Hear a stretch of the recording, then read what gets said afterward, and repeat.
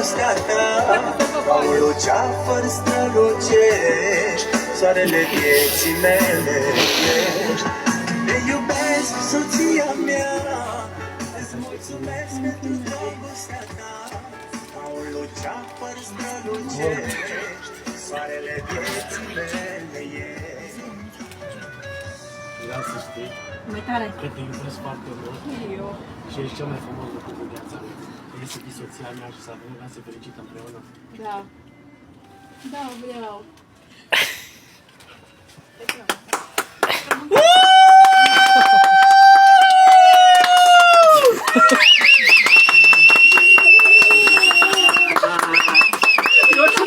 Și fac aplaud!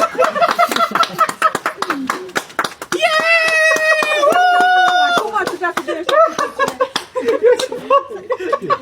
Bravo! Bravo!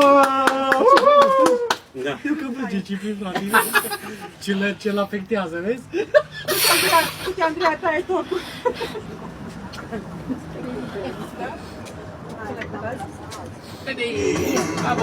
Te iubesc, soția mea, îți mulțumesc pentru dragostea ta.